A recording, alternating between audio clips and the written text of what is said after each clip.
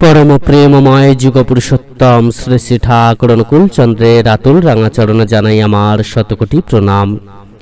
जय गुरु सकल इष्टप्राण दादा मायेरा। गृहेर चारटी कोणे छड़िए दिन এই বিশেষ জিনিস।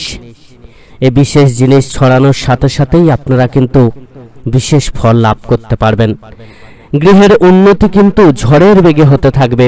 লাফিয়ে লাফিয়ে উন্নতি হওয়ার পাশাপাশি আপনার গৃহে বিপদ আপদ গ্রহদোষ কোনো কিছুই গৃহের মধ্যে প্রবেশ করতে পারবে না। যদি কেউ গুপ্তভাবে আপনার কোনো ক্ষতি করার চেষ্টা করে থাকে তাহলে সেই সমস্ত টোটকা বা সমস্ত যে গুপ্ত কর্ম সেগুলো থেকে কিন্তু আপনারা মুক্তি লাভ করতে পারবেন। গৃহে যদি সব সময় অভাব অনটন লেগে থাকে, গৃহে যদি রোগ জ্বালা যন্ত্রণা সব সময় লেগে থাকে, তার থেকেও কিন্তু আপনারা মুক্তি লাভ করবেন। তো চলুন আমরা প্রত্যেকেই সেই মহা টোটকার কথা আস্বাদন করি এবং সেইভাবে কর্ম করার মধ্য দিয়ে সহজে এই সমস্ত জিনিস থেকে মুক্তি লাভ করার চেষ্টা করি। আমরা প্রত্যেকেই হয়তো এমন কোনো না কোনো সমস্যায় ভুগতে থাকি। কারোর অর্থাভাব অর্থকষ্ট জ্বালা যন্ত্রণা দুঃখ এগুলো থাকে। কেউ বা আবার প্রচণ্ডভাবে অসুখী হন, তার গৃহে প্রচণ্ড অশান্তি লেগে থাকে। আবার কারোর গৃহে দেখবেন গুপ্ত শত্রু, তারা কিন্তু সবসময় তাদের ক্ষতি করার চেষ্টা করে। আবার কারোর উন্নতি কিছুতেই হতে চায় না, অর্থও কিছুতেই জমতে চায় না। তো এরকম অনেক কিছু সমস্যায় আমরা পড়ি। তো শাস্ত্র মানে এর থেকে মুক্তির উপায় কিন্তু আমাদের বার করতে হবে। এই যে বিশেষ মহা টোটকার কথা বলা হচ্ছে, এই মহা টোটকা তো আমরা অনেকেই শাস্ত্র মানে পালন করে থাকি, কিন্তু পরম দয়াল যুগপুরুষোত্তম শ্রী শ্রী ঠাকুর অনুকূল চন্দ্র আমাদেরকে যে মহা মহা টোটকা দিয়েছেন, এর থেকে বড় টোটকা কিন্তু আর কিছু হয় না। আমরা এই মহা টোটকা সম্বন্ধে জানব এবং শেষে জ্যোতিষ শাস্ত্রে যে বিশেষ টোটকার কথা বলা হয়েছে সেটি সম্বন্ধে আলোচনা করব। পরম দয়াল যুগপুরুষোত্তম শ্রী শ্রী ঠাকুর অনুকূল চন্দ্র বাণী দিলেন, তোল ওরে তোল মন্থনী রোল, যাজন সেবা ইষ্টভৃতি, ফেনুল সিগ্ধ অমর সুধায়, সার্থকিত লাজ্যরীতি। তিনি আমাদেরকে যাজন সেবায় ইষ্টভৃতি পালন করার কথা বলেছেন, যেটার মধ্য দিয়ে আমাদের জীবনকে সার্থক করে আমরা তুলতে পারি। অর্থাৎ সবার প্রথম তিনি যজন যাজন ইষ্টভৃতি এই তিনটি নীতি মেনে চলার কথা কিন্তু বলেছেন। কাল বৈশাখী জলদ কালোর, ঝিলে খাট্টি গলায়, ঝড় বাহনে চলছে মেঘের, এলোমেলো নাচ দোলায়, তপের আগুন জাল এখনই, সর্বশিবের মিলন কর, জীবন বৃদ্ধি অমোঘ মন্ত্রে, অযুত বেতাল সামলে ধর। ইষ্ট সাথী যাজন সেবায়, আনরে ঝঞ্ঝা আগুন রাগ, বল ওরে বল বিষান রাবে, ইষ্টভৃতি রাগ সজাগ।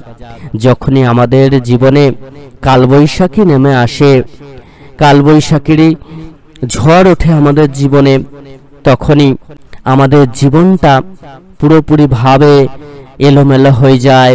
তখনই কিন্তু তিনি আমাদেরকে বলছেন যে তপস্যার মাধ্যমে, তপস্যার আগুন জ্বালিয়ে আমরা মহাশক্তি তৈরি করব, সেই মহাশক্তি লাভ করব, সর্বশিবের মিলন ঘটাবো এবং জীবন বৃদ্ধির যে অমোঘ মন্ত্র, সেই মন্ত্র জপের মধ্য দিয়ে সেই কালবৈশাখী থেকে কিন্তু আমরা মুক্তি লাভ করব।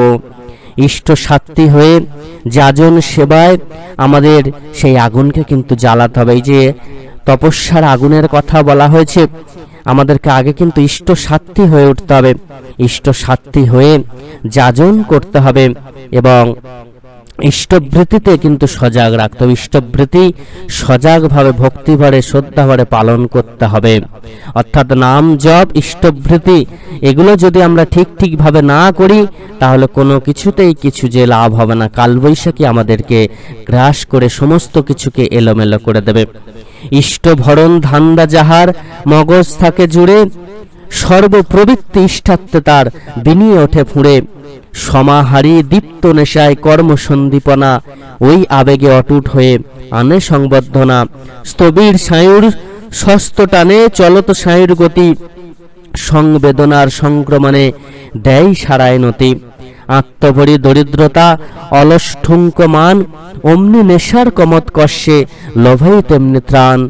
সংগ্রাহিতার এমনি আবেগ শক্তি সরঞ্জামে, বুদ্ধি সহ কুশলতায় আপদকালে নামে।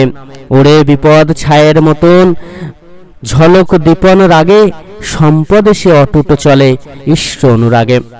যার মাথায় সবসময় মগজ জুড়ে যার ইষ্টভরণ ধান্দা থাকে, অর্থাৎ ইষ্টভরণ পোষণ করাই যার মগজের মূল ধান্দা, যার মূল চিন্তা হয়, যিনি সবসময় চিন্তা করেন কিভাবে ইষ্টভরণ আমি করব, যিনি সকল প্রবৃত্তিকে ইষ্টার্থে প্রদান করেন, অর্থাৎ ইষ্টচরণে সকল প্রবৃত্তিকে দান করতে পারেন, তিনি কিন্তু সকল কর্মকে সহজেই সম্পন্ন করতে পারেন এবং তার জীবনে সংবর্ধনা এনে জীবনকে সুন্দর সুমধুর করে তুলতে পারেন।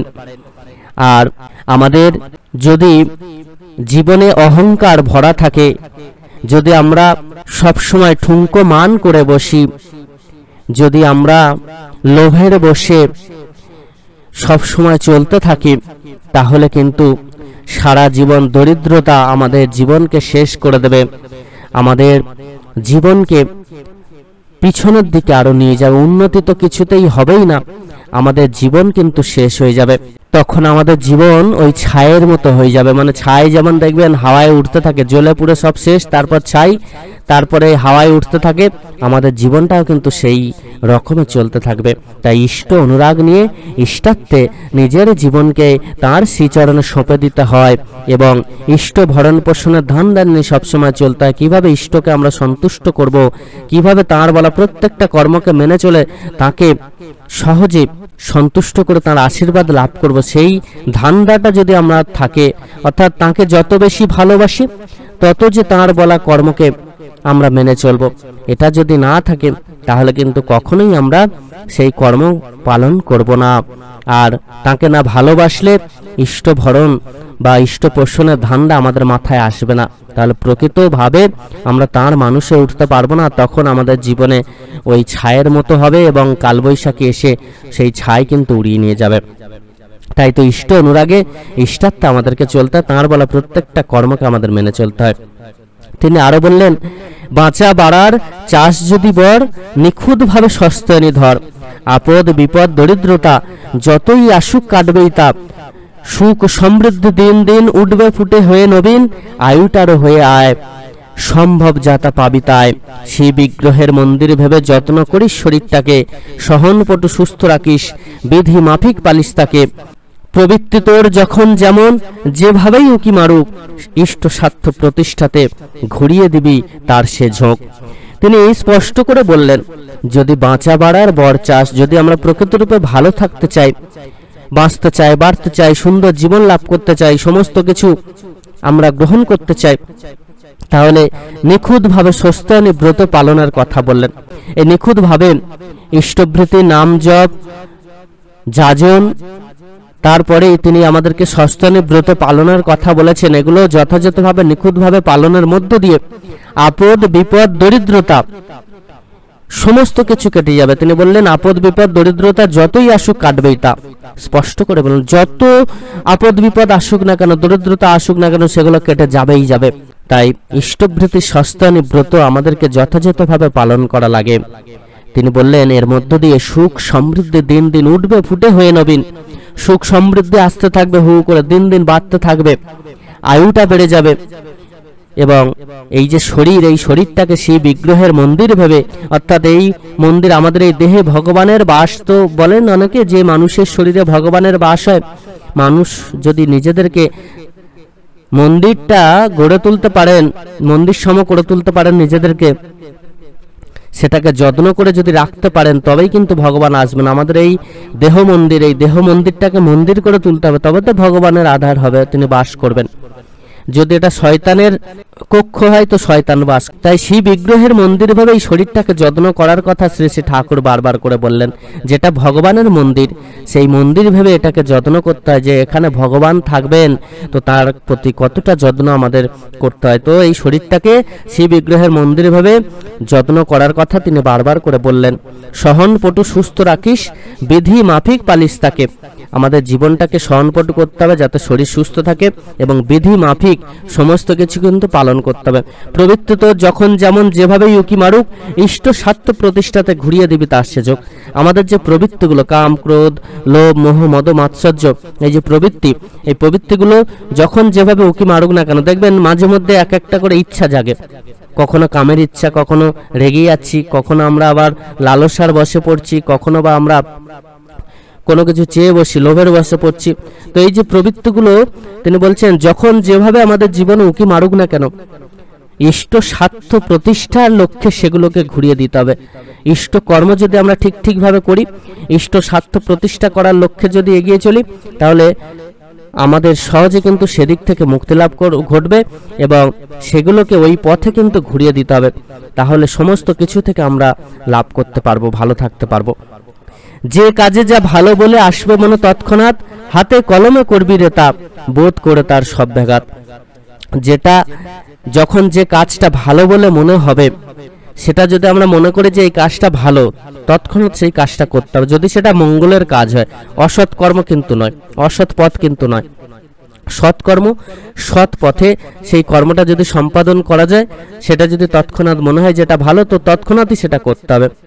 হাতে কলমে করে সেটা কিন্তু সম্পন্ন করার চেষ্টা করতে হবে। তিনি আরো বললেন, পাড়া পড়শির বাঁচা বাড়ায়, রাখিস রে তুই স্বার্থ টান, তাদের ভালোই চেতিস তুলেই ইষ্টানু করে প্রাণ। পাড়া পড়শির বাঁচা বাড়া যাতে ক্ষুণ্ণ না হয়, তাদের সেবায়, তাদের বিপদে আপদে কিন্তু সবসময় ঝাঁপিয়ে পড়ার কথা তিনি বলেছেন। আমাদেরকে সেই প্রাণটা কিন্তু তৈরি করতে হবে, সেইভাবে আমরা যেন সবসময় চলার চেষ্টা করি। নিজের সেবায় আগে রোজই শক্তিমতো যেমন পারিস, ইষ্ট অর্ঘ্য ভক্তিবারে সূচিতে নিবেদন করিস। এই নিয়মে নিত্যদিন প্রতি কাজেই সর্বক্ষণ সস্তনের নিয়মগুলি পালিশ দিয়ে অটুট মন। 30 দিন পুড়ে গেলে মাসিক অর্ঘ্য সদক্ষিণায় ইষ্টভোজ্য পাঠিয়ে বাকি মজুদ রাখবি বদ্ধনায়। চিরজীবন এমনি করে ইষ্টস্থানে হয় নিরত, তাকেই বলে সস্তনে সবার সেরা মহান ব্রত। আমাদেরকে কিন্তু এই সস্তানের যে নিয়মগুলো, সেগুলোকে পূর্ণভাবে পালন করতে হবে, অটুট মন দিয়ে সেটাকে পালন করতে হবে, এবং যজন যাজন ইষ্টভৃতি সস্তানি, এই সমস্ত কর্মগুলোকে যথাযথভাবে সম্পাদন করতে হবে। আর পাড়া প্রতিবেশী গুরুজনদের এবং গুরু ভাইদের সকলের প্রতি শ্রদ্ধা সম্পন্ন হয়ে তাদের বিপদে আপদে তাদের সাহায্য করার চেষ্টা করতে হবে। না হলে কিন্তু এই কর্মগুলো পুরোপুরিভাবে সম্পন্ন হবে না। আর এই কাজটা, যে ইষ্টভৃতি এবং সস্তায়নী, যে মহামন্ত্র জপ আমরা নিয়মিত করি রোজ সকালবেলা, এটা কিন্তু নিত্যদিন পালন করতে হবে, নির্দিষ্ট সূচি মেনে এটাকে করতে হবে, এবং অতি অবশ্যই মন দিয়ে কিন্তু করতে হবে, পূর্ণ ভক্তিবার শ্রদ্ধাবার এটা পালন করতে হবে। যত পারিস নিত্য রাখিস ইষ্ট নেশায় করে ভর, সস্তায়নীর এই নিয়মে থাকিস করা অনুচর।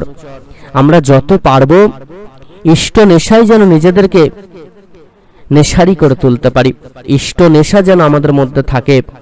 ইষ্ট কথা বলা, ইষ্ট কথা শোনা, ইষ্ট কথা তাঁর আদেশ নির্দেশ মেনে চলা, এই নেশাটা যেন আমাদের মধ্যে থাকে। তিনি আরো বললেন যে করি গুণে হিসাব করে করিস না রে নিবেদন, যেদিন যেমন প্রাণ চায় তাই করতে থাকিস উৎসর্জন। অর্থ কতই পড়বে জমা, দেখতে দেখতে কত হয়, এই নিয়মে চলেই দেখিস সস্তানের দিগ্বিজয়। আমরা জীবনটাকে সুন্দর সুমধুর করে তোলার লক্ষ্যে পূর্ণ ভক্তিবার শ্রদ্ধার ইষ্টভৃতি পালন করবে এবং দিগ্বিজয়ী হয়ে কিন্তু ফিরে আসতে পারবো। সস্তানের 5 পাতি চরিত্রতে রাগ গাঁথি, প্রতি কথা ব্যবহারে দীপ্ত করে তোল তারে। এমনি যদি চলতে পারিস জীবনটা তুই দেখেই নিস, দুঃখ আঘাত অভিঘাত যতই কেন করুক উৎপাত, তোর চলনা চলতেই রবে, এতে অন্য নাহি হবে। অর্থাৎ সস্তানের প্রত্যেকটা নিয়মকে চরিত্রের মধ্যে, কর্মের মধ্যে ফুটিয়ে তুলতে হবে, এবং অতি অবশ্যই যদি আমরা এইভাবে চলতে পারি, তাহলে জীবনটা দুঃখ আঘাত অভিঘাত থেকে বেঁচে যাবে, জীবনটা কিন্তু সুন্দর সুমধুর হয়ে উঠবে। সস্তান নিয়েই যদি আবেগ করা দুষ্কর্ম পেয়েই ধরে হুমকি দিয়ে করতে চায় হতভম্ব, আগল ভাঙা বুকের জোরে শস্তনে ধরিস কষে, তুকে তাকে দেখিস কেমন আপদ বিপদ যাবেই ধসে। শস্তনে নিয়েই যদি আগের করা দুষ্কর্মগুলোকে মেনে নিয়ে সেটাকে চিরজীবনের মতো আমাদের এই দেহ মন্দির থেকে, আমাদের মন থেকে দূর করে দিতে পারি, তাহলে কিন্তু সহজেই আমরা বিপদ আপদ সমস্ত কিছু থেকে মুক্তি লাভ করব। সমস্ত দুষ্কর্মগুলো কিন্তু ছেড়ে দিতে হবে। শস্তনি গ্রহণ করার পরে আমরা যদি আবার সেই দুষ্কর্মগুলো করতে থাকি, তাহলে বিপদ আপদ কখনোই আমাদের যাবে না। পুরস্কার আর দৈব মিলন ইষ্টভৃতে হয়, উন্নয়নের অদম চলায় শস্তনি বয়। ঈশান দেবের শক্ত মেয়ে ওই রে শস্তনি, ওর পুজোতে ধর্ম বাধা আপদ বিমর্দনী। এই ইষ্টভৃতি শস্তনি এগুলো কিন্তু মহা টোটকা। এই মহা টোটকাটাই আমাদের প্রত্যেকেরই কিন্তু পালন করতে, এর মধ্য দিয়ে উন্নয়ন অদম চলায় অদম গতিতে হতে থাকে এবং আমরা কিন্তু একটি নির্দিষ্ট অভ্যাস, একটি নির্দিষ্ট কর্মে বাঁধা পড়ে যায়, যার জন্য আমাদের দ্বারা আর কোনো খারাপ কর্ম হতে থাকে না। আমরা সঠিক পথে চলি, সঠিকভাবে পরম দয়ালকে সন্তুষ্ট করে জীবনকে আরো সুন্দর সুমধুর করে তুলতে পারি। তো এই মহা টোটকা কিন্তু আমাদের প্রত্যেকেরই পালন করতে হবে এবং এগুলো পালনের মধ্য দিয়ে আমরা আমাদের জীবনকে সহজে বিপদ মুক্ত করব, উন্নতি মুখর করে তুলতে পারবো। তো এবার চলুন জ্যোতিষ মেনে কোন বিশেষ কর্মের কথা বলা হয়েছে।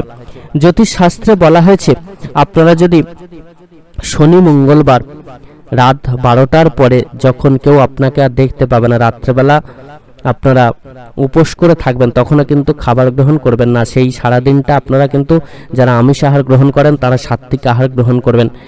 সারাদিন আপনারা সাত্ত্বিক আহার গ্রহণ করে রাত্রেবেলা স্নান করে শুদ্ধ বসন পরিধান করে একটি মাটির সরা নেবেন, তাতে আপনারা এক মুঠো কালো তিল নেবেন এবং তাতে 4টে পেরেক নেবেন, এক টুকরো কর্পূর নেবেন, সাথে আপনারা কিন্তু 4টে 1 টাকার কয়েন নেবেন এবং 4টে পান পাতা নেবেন, 4টে সুপারি নেবেন এবং 1 পাতা সিঁদুর নেবেন। নিয়ে সেই মাটির যে সরা তাতে করে ওই সিঁদুরের পাতা থেকে সিঁদুরটা দিয়ে সমস্ত কিছু একত্রে মাখিয়ে নেবেন। 1 মুঠো কালো তিল, পান পাতা এবং সুপারি আর ওই যে একটা কর্পূরটা আপনারা পরে বলে দিচ্ছি। ওই সমস্ত একত্রে মাখিয়ে নিলেন, নিয়ে কালো যে এবং ওর সাথে যে পেরেকগুলো ছিল সেগুলো কিন্তু একত্রে মাখিয়ে নেবেন সিঁদুর দিয়ে আপনারা কি করবেন, রাত্রেবেলা ওই সরাটা নিয়ে হাতে ধূপ ধুনো নেবেন এবং সরাটাও সাথে নেবেন। নিয়ে গৃহের ঈশান কোণ থেকে প্রথম শুরু করবেন। গৃহের ঈশান কোণে প্রথমে একটা পেরেক পুঁতবেন, কালো তিল অল্প কিছুটা, একটি যে কর্পূরের টুকরো ছিল সেই কর্পূর এবং যে 1 টাকার কয়েন আর পান পাতা সুপারি ছিল সেগুলো ঈশান কোণে ছড়িয়ে দেবেন। দিয়ে ঈশান কোণ থেকে সামনের দিকে যাবেন, পিছনের দিকে কিন্তু ঘুরে আসবেন না, সামনের দিক থেকে আবার তার পরের কোণে যাবেন, গিয়ে সেই কোণে সেম ওই জিনিসগুলো পেরেকটা পুঁতে দিয়ে ওগুলো ছড়িয়ে দেবেন, দিয়ে প্রত্যেকটা কোণে ওগুলো দেবেন। দিয়ে আপনারা সোজা চলে আসবেন, এসে হাত মুখ ভালো করে ধুয়ে ওই সরাটা কিন্তু পুকুরে বা কোনো জলাশয়ে আপনারা ফেলে দেবেন। দিয়ে হাত মুখ ভালো করে ধুয়ে পারলে আরেকবার স্নান করে নেবেন। নিয়ে ওই যে ধূপগুলো কিন্তু প্রত্যেক কোণে কোণে একটা করে পুঁতে দেবেন এবং ধুনুচি এবং ধূপ যেটা অবশিষ্ট থাকবে সেটাকে ঘরের যেখানে শেষ হবে, যে দরজা দিয়ে আপনি ঢুকবেন সেখানে বসিয়ে দেবেন। দিয়ে আপনারা ঘরে প্রবেশ করবেন, পিছনের দিকে কিন্তু আর তাকাবেন না। আর ওই যখন কর্মটা করবেন তখন একটি মহামন্ত্র কিন্তু আপনারা জপ করবেন। এই মহামন্ত্রটি হলো উগ্রাম বীরাম মহাবিষ্ণুম জ্বলন্তাম সর্বতমুখাম নরসিংহাম ভীষণাম ভদ্রাম মৃত্যুম নমামহম। উগ্রাম বীরাম মহাবিষ্ণুম জ্বলন্তাম সর্বতমুখাম নরসিংহাম ভীষণাম ভদ্রাম মৃত্যুম নমামহম। এই মহামন্ত্র জপের মধ্য দিয়ে আপনারা কিন্তু এই কর্মটা সম্পাদন করবেন এবং এই মন্ত্র জপ করার মধ্য দিয়ে এবং সাথে সাথে এই কর্ম করার সঙ্গে সঙ্গেই কিন্তু আপনাদের সকল প্রকার নেতিবাচক শক্তি গৃহ থেকে দূর হয়ে যাবে। কালো জাদু যদি কেউ করে থাকে, যদি সবসময় আপনারা ভয় পেতে থাকেন, সেগুলো থেকে কিন্তু মুক্তি লাভ করবেন এবং সহজেই গৃহের উন্নতি কিন্তু সাধিত হবে। সকল ইষ্টপ্রাণ দাদা মায়েরা প্রত্যেকে খুব ভালো থাকবেন। পরম দয়াল আপনাদের প্রত্যেকের মঙ্গল করুন। জয় গুরু বন্দে পুরুষোত্তমম।